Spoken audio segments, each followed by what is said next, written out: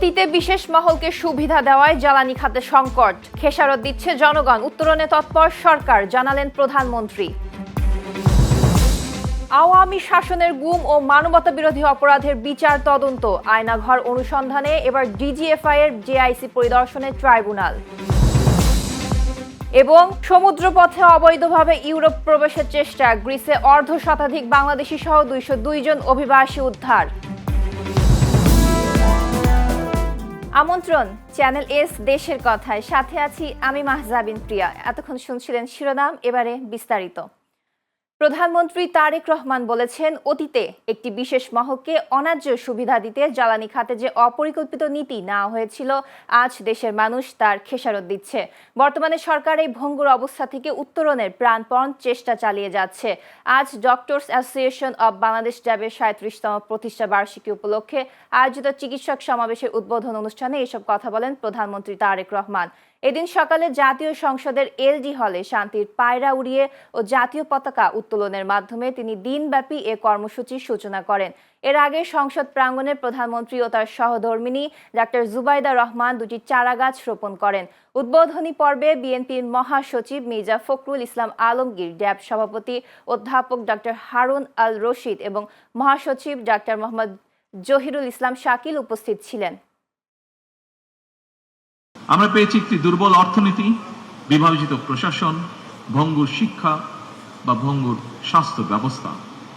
সেই অবস্থা থেকে সরকার চেষ্টা করছে সমগ্র দেশকে সফলভাবে ঘুরে যাতে দাঁড় করাতে পারে।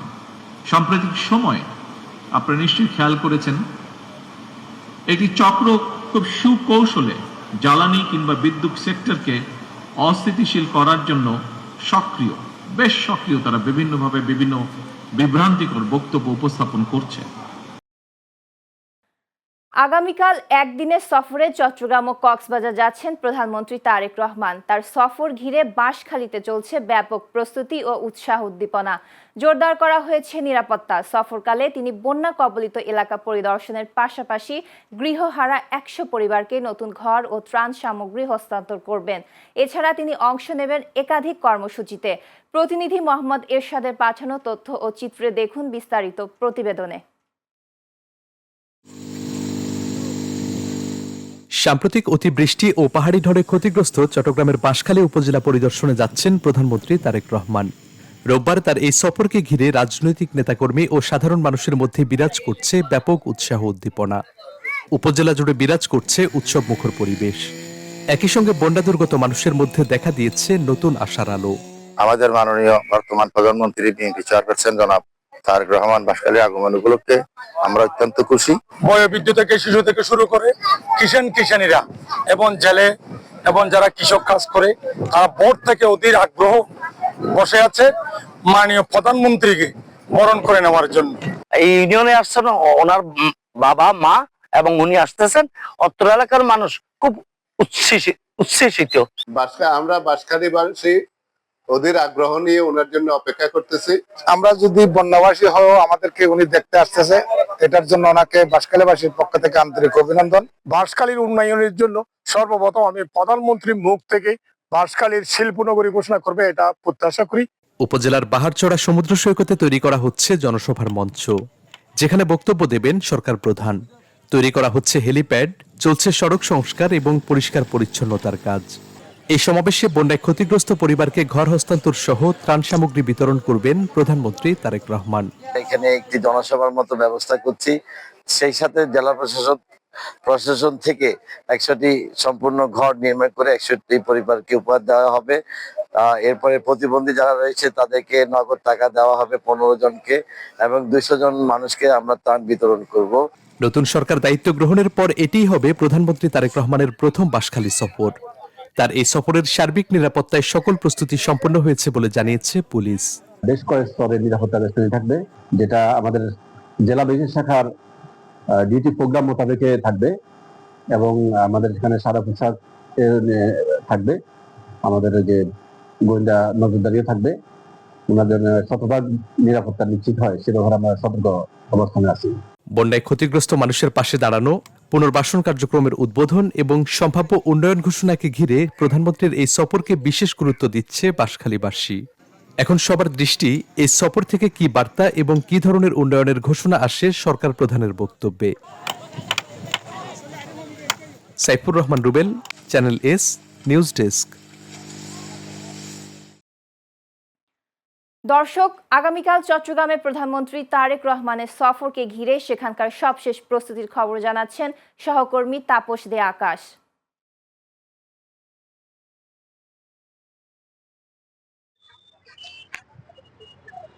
প্রিয়া, আপনাকে ধন্যবাদ। একদিনের সফরে আগামীকাল চট্টগ্রামে আসছে মাননীয় প্রধানমন্ত্রী তারেক রহমান। সরকার গঠনের পর এই প্রধানমন্ত্রী প্রথম এই চট্টগ্রামে প্রথম সফর। দর্শক, আপনাদেরকে জানিয়ে রাখতে চাই, তিনি আগামীকাল 12টার দিকে প্রথমে বাঁশখালী উচ্চ বিদ্যালয় মাঠে বন্যার্তদের সাহায্যের ত্রাণ বিতরণ ও 100 পরিবারের মাঝে ঘরের চাবি বিতরণ করবেন। এরপরে তিনি হেলিকপ্টার যোগে ফটিকছড়ি আসবেন এবং ফটিকছড়িতে তিনি বাংলাদেশ হেফাজত ইসলামের আমিরি বাবুনগরীর সাথে সৌজন্য সাক্ষাৎ করবেন। এরপরে তিনি সাবেক আমিরি আলমা শফি সাহেবের খবর জিয়ারত করার কথা রয়েছে। অপরদিকে আমরা যেখানে রয়েছি চট্টগ্রামের হাটহাজারী সরকারি উচ্চ বিদ্যালয়ের মাঠে তিনি 4:45 দিকে বক্তব্য রাখার কথা রয়েছে। এছাড়া তিনি নগরের রেডিসন ব্লুতে সন্ধ্যা 7টার সময় দলীয় নেতাকর্মীদের সাথে বৈঠকে মিলিত হবেন।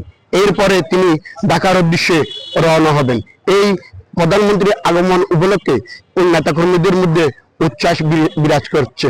এদিকে আইনশৃঙ্খলা বাহিনী আমাদেরকে জানিয়েছে তাদের যে প্রধানমন্ত্রীর আগমন উপলক্ষে সকল প্রস্তুতি ইতিমধ্যে সম্পূর্ণ হয়েছে। চট্টগ্রামের হাটহাজারী থেকে আমার কাছে এই ছিল সর্বশেষ। প্রিয়া, ধন্যবাদ তাপস। র্যাবের গোপন বন্দিশালা পরিদর্শনের পর এবার ডিজিএফআই সদর দপ্তরে থাকা জয়েন্ট ইন্টারোগেশন সেন্টার JIC পরিদর্শন করেছেন আন্তর্জাতিক অপরাধ ট্রাইব্যুনাল 1-এর চেয়ারম্যান সহ বিচারক ও প্রসিকিউশন টিম। আজ বেলা 11টার দিকে এ পরিদর্শনে যান তারা। আওয়ামী লীগ সরকারের শাসনামলে সংঘটিত গুম ও মানবতা বিরোধী অপরাধের মামলাগুলোর সুষ্ঠু তদন্ত ও বিচারের স্বার্থে এ পরিদর্শন করা হয়েছে। ট্রাইব্যুনাল 1-এর চেয়ারম্যান বিচারপতি মোহাম্মদ গোলাম মর্তুজা মজুমদারের নেতৃত্বে এই টিমে যুক্ত রয়েছেন বিচারক মোহাম্মদ শফিউল আলম মাহমুদ ও মোহাম্মদ মহিতুল হক এনাম চৌধুরী। এছাড়া chief prosecutor Mohammad Aminul Islam, prosecution টিমের সদস্যবৃন্দ এবং অনুমতিপ্রাপ্ত আসামি পক্ষের আইনজীবীরাও পরিদর্শকের সঙ্গে ছিলেন। এর আগে গত 21 জুলাই চিফ প্রসিকিউটরের আবেদনের প্রেক্ষিতে ট্রাইব্যুনাল র্যাব, ডিজিএফআই ও ডিবির গোপন বন্দিশালা বা আয়নাঘর পরিদর্শনের সিদ্ধান্ত গ্রহণ করেন। আদেশ বাস্তবায়নে গত 1 আগস্ট উত্তরায় র্যাব 1-এর সদর দপ্তরে TFI সেল ঘুরে দেখেন তারা। সেদিন সেখানে থাকা 29টি কক্ষ এবং 7টি ডেথ সেলে বন্দি নির্যাতন ও আটকের সামগ্রিক চিত্র সরেজমিনে পর্যবেক্ষণ করেন ট্রাইব্যুনালের বিচারক ও প্রসিকিউটরগণ। গ্রিসের ক্রিট দ্বীপের কাছে 48 ঘন্টার ব্যবধানে পৃথক অভিযানে অর্ধশতাধিক বাংলাদেশি সহ 202 জন অভিবাসীকে উদ্ধার করেছে দেশটির কোস্টগার্ড। লিবিয়া উপকূল থেকে বিপজ্জনক সমুদ্রপথে ইউরোপে পৌঁছানোর চেষ্টার সময় তাদের উদ্ধার করা হয়। গ্রিক সংবাদ মাধ্যম ডেমোক্রেটিয়ার বরাতে জানা যায়, উদ্ধার হওয়া এসব অভিবাসীদের মধ্যে বাংলাদেশি, সুদানি ও মিশরের নাগরিক রয়েছেন। ইউরোপীয় সীমান্ত রক্ষা সংস্থা ফ্রন্টেক্সের তথ্যের ভিত্তিতে দক্ষিণ পূর্বের আইএরাপেত্রা এলাকা থেকে 40 জনকে নিরাপদে তীরে নিয়ে আসা হয়। এর মাত্র কয়েক ঘন্টা আগে পৃথক 2টি নৌকা থেকে 112 জন অভিবাসীকে উদ্ধার করা হয়েছিল, যাদের একটি বড় অংশই ছিল বাংলাদেশি নাগরিক। বর্তমানে উদ্ধারকৃতদের হেরাক্লিয়ন বন্দরের একটি অস্থায়ী আবাসন কেন্দ্রে রাখা হয়েছে। সাম্প্রতিক সময়ে লিবিয়া থেকে ইউরোপ প্রবেশের জন্য ক্রিট দ্বীপটি একটি জনপ্রিয় রুট হয়ে ওঠায় স্থানটিতে অভিবাসীদের চাপ প্রবলভাবে বৃদ্ধি পেয়েছে। জুলাই স্মৃতি জাদুঘর পরিদর্শন শেষে জাতীয় নাগরিক পার্টি এনসিপির আহ্বায়ক নাহিদ ইসলাম বলেছেন, প্রতিষ্ঠানটিকে কোনো দলীয় ইতিহাস চর্চার জায়গা না বানিয়ে সত্যনির্ভর জাতীয় ইতিহাসের কেন্দ্রে রূপান্তর করা উচিত। গণভবন থেকে সাবেক স্বৈরাচারী সরকারের বিভিন্ন সিদ্ধান্তের কথা উল্লেখ করে তিনি অভিযোগ করেন, জাদুঘরটিতে সীমান্ত হত্যা ও মোদি বিরোধী আন্দোলনের স্মৃতি সরিয়ে বিএনপির আন্দোলনকে বেশি প্রাধান্য দেওয়া হয়েছে। সবার আগে বাংলাদেশ বললেও বিএনপি ভারতকে ভয় পাচ্ছে বলেও অভিযোগ করেন নাহিদ ইসলাম। তিনি ভারতের সাথে সম্পর্কের ক্ষেত্রে কোনো ভয় বা রাজনৈতিক হিসাব না করে মর্যাদাপূর্ণ সম্পর্কের উপর জোর দেন। জুলাই অভ্যুত্থানে বিভিন্ন জেলা এবং সরকারি ও বেসরকারি বিশ্ববিদ্যালয়ের অবদান টাইমলাইন ধরে বিস্তারিতভাবে প্রদর্শনের দাবি জানান তিনি। একই সাথে পর্যাপ্ত জনবল নিয়োগ দিয়ে জুলাইয়ের চেতনা ধারণকারীদের মাধ্যমে জাদুঘরটি স্বায়ত্তশাসিতভাবে পরিচালনার তাগিদ দেন। সীমান্ত হত্যার একটা সেগমেন্ট ছিল। আমাদের যেই সীমান্তে আমাদের যে সকল ভাই বোনেরা হত্যাকাণ্ডের শিকার হয়েছে বিএসএফ ভারতীয় বাহিনী দ্বারা, প্রায় তাদের একটা তালিকা ছিল, ফেলানির একটা ভাস্কর্য ছিল, সেই জিনিসগুলো সরিয়ে ফেলা হয়েছে। মোদি বিরোধী আন্দোলনের কিছু স্মৃতি ছবি ছিল, সেটা সরিয়ে ফেলা হয়েছে। বিএনপির আমরা যখন এগারোবার ছিলাম তখনও গত 16 বছরের বিষয়গুলো দেখানো হয়েছে। সেখানে বিএনপির যে নির্যাতিত হয়েছে তারা দল হিসেবে সেগুলোর কন্টেন্ট ছিল, সেই কন্টেন্টগুলো আবার বৃদ্ধি করা হয়েছে, বাড়ানো হয়েছে। একটু দলীয় বক্তব্য এসেছে, বয়ান এসেছে। রাজধানীকে পরিচ্ছন্ন ও সবুজ নগরী হিসেবে গড়ে তুলতে উত্তরায় ক্লিন উইক ও বৃক্ষরোপণ কর্মসূচি পালন করেছে ঢাকা উত্তর সিটি কর্পোরেশন। এতে অংশ নেয় সিটি কর্পোরেশনের কর্মকর্তা, কর্মচারী, স্কাউট, স্বেচ্ছাসেবক ও স্থানীয় বাসিন্দারা। উত্তরার নোয়াব হাবিবুল্লাহ স্কুল অ্যান্ড কলেজের সামনে থেকে শুরু হয় ডিএনসিসির বিশেষ সাপ্তাহিক পরিচ্ছন্নতা অভিযান ক্লিন উইক। পরিচ্ছন্নতা কার্যক্রমে নেতৃত্ব দেন ডিএনসিসির প্রশাসক ও ঢাকা 18 আসনের সংসদ সদস্য এস.এম. জাহাঙ্গীর হোসেন। কর্মসূচির অংশ হিসেবে সড়ক ও আশেপাশের এলাকায় পরিচ্ছন্নতা অভিযান এবং বৃক্ষরোপণ করা হয়। পাশাপাশি নির্দিষ্ট স্থানে বর্জ্য ফেলা ও নগরীর পরিবেশ রক্ষায় নাগরিকদের সচেতন করা হয়। পরিচ্ছন্ন ও সবুজ ঢাকা গড়তে নগর কর্তৃপক্ষের পাশাপাশি সাধারণ মানুষকেও নিজ নিজ অবস্থান থেকে ভূমিকা রাখার আহ্বান জানানো হয়েছে। চলছে বর্ষা মৌসুম, নদীর পানিতে টইটুম্বুর চারপাশ। এর মাঝেই জীবনের চরম ঝুঁকি নিয়ে বাঁশের সাঁকো পার হচ্ছেন টাঙ্গাইলের মধুপুর উপজেলার 20টি গ্রামের মানুষ। পৌরসভার কোনাবাড়ি, চারালজানি কিংবা গোলাবাড়ি, মির্জাবাড়ি সহ বিভিন্ন এলাকার মানুষদের নদী পারাপারের কোনো সেতু না থাকায় এই বাঁশের সাঁকোটি কেবল পারাপারের মাধ্যম নয়, এক চরম আতঙ্কের নাম। কর্তৃপক্ষের দ্রুত পদক্ষেপই পারে এই এলাকার মানুষকে যোগাযোগের আধুনিক যুগে ফেরাতে। টাঙ্গাইলের মধুপুর থেকে আলকামা শিকদার এর পাঠানো তথ্যচিত্রে বিস্তারিত প্রতিবেদনে। টাঙ্গাইলের বংশাই নদীর উপর অন্তত 6টি স্থানে কোনো পাকা সেতু নেই। ফলে প্রতিদিন শত শত কোমলমতি শিক্ষার্থীকে ভয়ে ভয়ে স্কুলে যেতে হয়। একইভাবে রোগী, কৃষক ও সাধারণ ব্যবসায়ীদের অতিরিক্ত ঝুঁকি ও ভোগান্তি নিয়ে পার হতে হয় এই নরবরে বাঁশ ও কাঠের তৈরি সাঁকো। বর্ষায় পানি বাড়লে বাড়ে দুর্ঘটনার আশঙ্কাও। উন্নয়ন বঞ্চিত এসব মানুষের যাতায়াতের দুর্ভোগ লাগবে দ্রুত পাকা সেতু নির্মাণের দাবি এলাকাবাসীর। প্রতিদিন এই সাগরে আসতে পারাবারের জন্য অসুবিধা হয়, অনেক ছেলে মেয়ে ঝুঁকির সাথে পড়ে যায়। আমাদের এইখানে একটা পাকা সেতু করে দিলে অনেক ভালো হয় এবং ছেলে মেয়ের ঝুঁকি থাকে না। সাঁকো পার হয়ে ঝুঁকিপূর্ণভাবে আসি স্কুলে, আমাদের একটা ব্রিজের দরকার। আমাদের এই ছেলে মেয়েরা যে স্কুলে আসে এগর খুবই সমস্যা। কোনো সময় সাঁকো ভাঙ্গে পড়ে যায়, কোনো সময় নৌকা থাকে না। আপনাদের কাছে আমার অনুরোধ যে দ্রুত আমাদের এই ব্রিজটার ব্যবস্থা আপনারা করবেন। আমাদের তো অনেক সমস্যা, এই জন্য একটা স্কুল আছে, একটা বাজার আছে, কিন্তু আমার যে এই নদীর কারণে আমরা তো বিরাট একটা সমস্যা পড়ে গেছি। বিষয়টি নিয়ে উপজেলা প্রকৌশলী জানান, প্রকল্প অনুমোদন পেলেই সেতু নির্মাণ করা হবে। CIBRR2 প্রকল্পে নির্বাহী প্রকৌশলী মহোদয়ের মাধ্যমে ডিও সহ প্রস্তাব প্রেরণ করা হয়েছে। আমরা যথাসময়ে অনুমোদন হইলে আমরা এই কাজটা বাস্তবায়ন করলে এই স্কুলগামী ছাত্রছাত্রী, জনসাধারণ এবং কৃষি পণ্য সহজে বাজারজাত করার যে সুবিধা আমরা দিতে পারবো। সাময়িক আশ্বাস নয়, বংশাই নদীর উপর দ্রুত স্থায়ী সেতু নির্মাণ করে যোগাযোগ ব্যবস্থার কষ্ট ঘোচাবে কর্তৃপক্ষ, এমনটাই প্রত্যাশা স্থানীয়দের।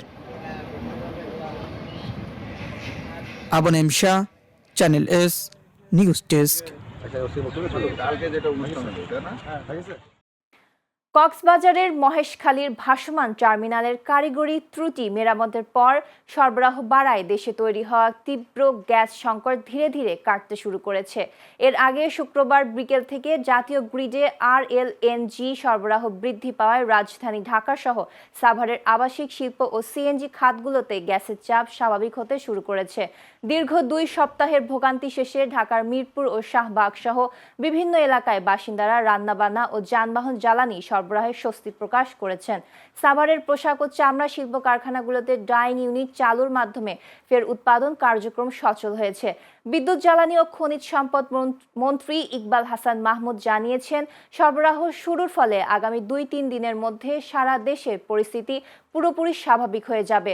তবে ভবিষ্যতের জন্য এমন সংকট আর তৈরি না হয় সে বিষয়ে টেকসই ব্যবস্থা গ্রহণের দাবি সাধারণ মানুষের। গ্যাস ছিল না, রান্নাবান্নায় অনেক সমস্যা, গেস্ট আসলে সমস্যা হয়। এখন গ্যাস ফিরে আসছে, আমরা খুবই আনন্দিত। গ্যাস ছিল না, বাড়িতে এই কারেন্টের চুলাই না রান্না করে সিলি করে, গ্যাস থাকে না, আমাকে আলাদা বিল দেওয়া লাগে কারেন্টের। আমাদের এতদিন রান্নাবান্না করতে অনেক অসুবিধা হয়েছে, কিন্তু এখন আলহামদুলিল্লাহ গ্যাস আসছে, আমরা অনেক আনন্দিত। কিছু বাসায় গ্যাস আসছে আর অনেক বাসা আসে না, আমার বাসায় গ্যাস আসে না। দর্শক, এবার গ্যাস সংকটের সার্বিক পরিস্থিতি নিয়ে সাভার থেকে যুক্ত হচ্ছেন আমাদের সহকর্মী রাজীব মাহমুদ। রাজীব, গ্যাসের বর্তমান অবস্থা কি?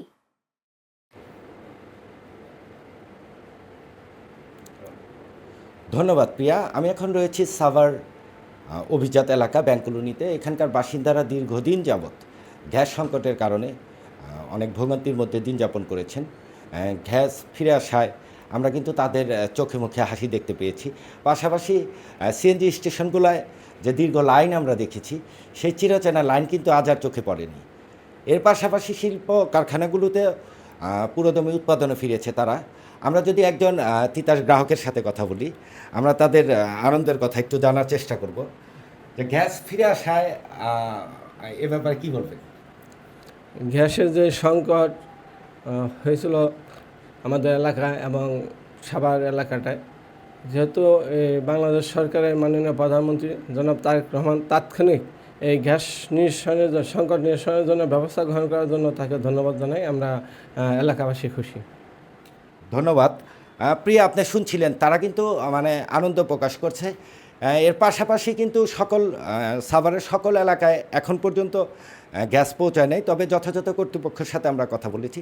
তারা বলেছেন 2-1 দিনের মধ্যেই সকল সমস্যা নিরসন করা হবে বলে তারা আমাদেরকে জানিয়েছেন। এই ছিল আমার কাছে সাভার থেকে গ্যাস সংকটের সর্বশেষ।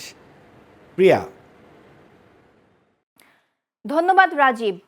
চলতি আগস্ট মাসেই দেশের স্বাভাবিক বৃষ্টিপাতের সম্ভাবনা থাকলেও লঘুচাপ, বজ্রঝড় ও স্বল্পমেয়াদী বন্যার পূর্বাভাস দিয়েছে আবহাওয়া অধিদপ্তর।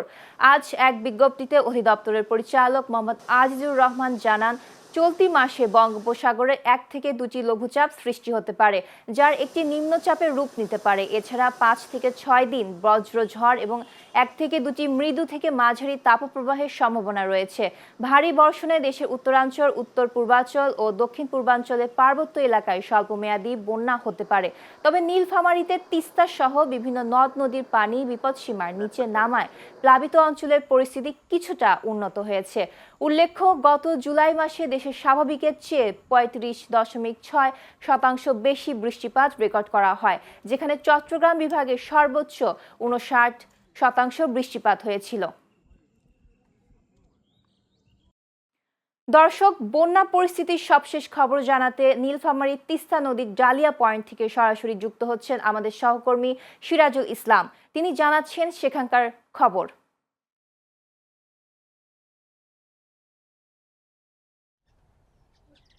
জি প্রিয়া, আপনাকে ধন্যবাদ। আপনার মাধ্যমে দর্শকদের জানাতে চাই, টানা কয়েকদিন ভারী বর্ষণ বা বৃষ্টির কারণে যখন তিস্তার পানি বিপদসীমার উপর দিয়ে প্রবাহিত হয়, তখন নীলফামারী জেলায় 10টি নদ নদীর পানি বিপদসীমার উপর দিয়ে প্রবাহিত হয়। এর সাথে সাথে নীলফামারী জেলা, ডিমলা ও জলঢাকা উপজেলার 10টি ইউনিয়নে তিস্তা এলাকার মধ্যে কিছু এলাকায় পানি প্রবেশ করে। জলঢাকা উপজেলা যে 4টি ইউনিয়নে বেশি ঝুঁকিতে ছিল, অথচ গুরগুন্ডা, দাউয়াবাড়ি, শৈলমারি, কৈমারি এর মধ্যে গুরগুন্ডা এলাকায় হঠাৎ পানি ঢুকে কিছুটা আতঙ্ক সৃষ্টি হয়েছিল। তবে সুখবর হচ্ছে বর্তমানে সেখানে পরিস্থিতি পুরোপুরি স্বাভাবিক হতে শুরু করেছে। অন্যদিকে ডিমলা উপজেলার তিস্তা পরবর্তী 6টি ইউনিয়নে যেমন ঝুনাগাছ চাপানি, খালিশা চাপানি, গায়াবাড়িতে যে পানি প্রবেশ করছিল তা এখন নামতে শুরু করেছে এবং নদীকূলের পরিবেশ অনেক শান্ত ও স্বাভাবিক রয়েছে। ডিমলা ও জলঢাকার নিচু এলাকাগুলোতে এখন পরিস্থিতি অনেক উন্নতি হয়েছেন এবং পানি নেমে যেতে শুরু করেছেন। আমরা স্থানীয় বাসিন্দাদের সাথে কথা বলে জানতে পেরেছি পানি কমার সাথে সাথে তাদের ঘরবাড়ি থেকে পানি নেমে যাচ্ছে, ফলে কিছুটা ভোগান্তি তৈরি হয়েছিল তা এখন কাটিয়ে উঠছে তারা। তবে পানি উন্নয়ন বোর্ড পরিস্থিতি সর্বক্ষণিক নজরদারিতে রাখছেন। আমাদেরকে পানি উন্নয়ন বোর্ড জানিয়ে রাখছেন তিস্তার পানি বিপদসীমার 25 সেন্টিমিটার নিচ দিয়ে প্রবাহিত হচ্ছেন। আজকে তিস্তার পানি স্বাভাবিক রাখার জন্য এলাকার নদীর পানি পরিস্থিতি ঠিক রাখার জন্য তিস্তার 44টি জলকাপাট খুলে দেওয়া হয়েছে এবং নীলফামারী জেলায় কোনোভাবে বন্যার আশঙ্কা নেই। প্রিয়া, নীলফামারী থেকে বন্যার সর্বশেষ খবর। ধন্যবাদ সিরাজুল। চ্যানেল এস দেশের কথা শেষ করার আগে শিরোনাম দেখে নিচ্ছি আরও একবার। অতীতে বিশেষ মহলকে সুবিধা দেওয়ায় জ্বালানি খাতে সংকট, খেসারত দিচ্ছে জনগণ, উত্তরণে তৎপর সরকার, জানালেন প্রধানমন্ত্রী। আওয়ামী শাসনের গুম ও মানবতা বিরোধী অপরাধের বিচার তদন্ত, আয়নাঘর অনুসন্ধানে এবার ডিজিএফআই এর জেআইসি পরিদর্শনে ট্রাইব্যুনাল। সমুদ্রপথে অবৈধভাবে ইউরোপ প্রবেশের চেষ্টা, গ্রিসে অর্ধশতাধিক বাংলাদেশি সহ 202 জন অভিবাসী উদ্ধার। টাঙ্গাইলের মধুপুরের বংশাই নদীতে নেই পাকা সেতু, বাঁশের সাঁকোয় ঝুঁকি নিয়ে পারাপার 20 গ্রামের মানুষের, স্থায়ী সেতু নির্মাণের দাবি এলাকাবাসীর। এবং বঙ্গোপসাগরে লঘুচাপের পূর্বাভাস, জুলাইয়ের রেকর্ড বৃষ্টির পর আগস্টেও বজ্র ঝড় ও স্বল্পমেয়াদী বন্যার আশঙ্কা। এই ছিল চ্যানেল এস দেশের কথায়। দর্শক, চ্যানেল এস এর সব সংবাদ দেখতে ভিজিট করুন youtube.com/channel s news এবং facebook.com/channel s news এই পেজে। এতক্ষণ সাথে থাকার জন্য ধন্যবাদ।